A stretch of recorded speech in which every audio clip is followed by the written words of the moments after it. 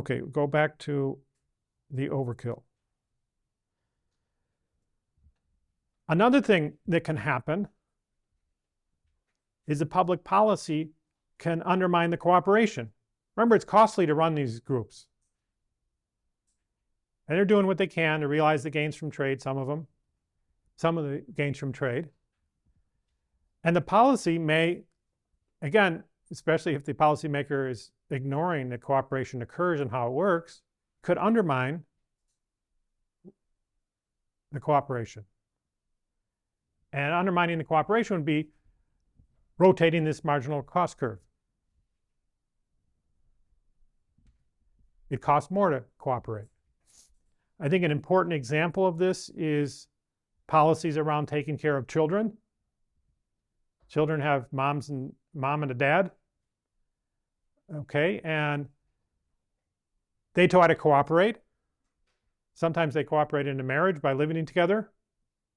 There's cost to doing that. Anybody who's been married can tell you that it's definitely worth it. I highly recommend it, but it's not free. It has costs. And we have a lot of public policies around taking care of children that penalize financially the parents from living together. And that might raise the coordination costs. It's easier maybe to coordinate in taking care of your mutual child when you live together than when you don't live together. But then the government's paying you not to live together. And that undermines the cooperation. It doesn't mean the cooperation's perfect, because it's not here, the red dot's not all the way to E1. But there is cooperation going on there, and you're losing that source of supply of help to children that would come from the parents. Yeah. Seems like this actually could cancel out some of the issues with the previous issue, which is that it might cause overkill, because if it leads to like an overkill solution but also undermines the cooperation, then you move kind of a little bit back towards the new private optimum, which is the efficient outcome. Could.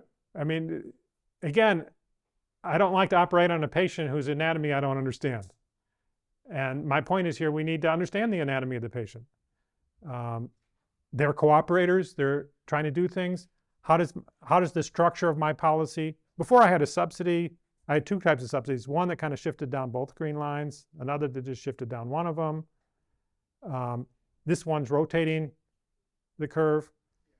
In general, you may have all these happening at the same time, but it'd be nice if you understood what the heck was happening, or at least we're trying to understand.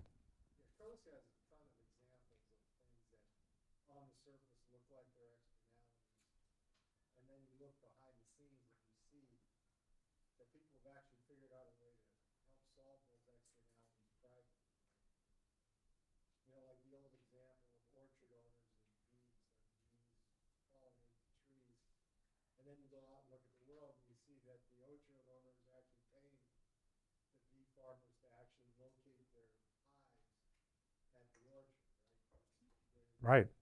But there's a ton of those kinds of examples where, and as a policymaker, you say, oh, there's a positive externality from bees, let me subsidize bees. And it's like, well, be careful, because there's people are privately acting on a lot of those things. And climate change may be one of the more difficult ones because the opportunities for private cooperation are lower. But many of the other externalities we see people talk about, whether it's pollution or more localized things, and certainly things involving children or other things, where there are institutions that in principle should be trying to solve these problems. Employer mandates. Are you going to talk about employer mandates? I'm going to talk about infectious disease in workplaces. Mandates that employers do certain things, or subsidizing employers to do certain things, or taxing them for doing certain things. That's an area where this, I think, shows up in spades.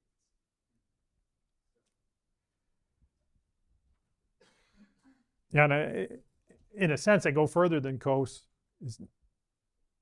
Instead of citing an example, I'm like, give me an example where we're not in a group.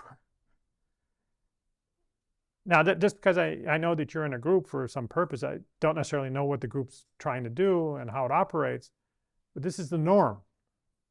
the 99.99% norm, that we're in groups doing things.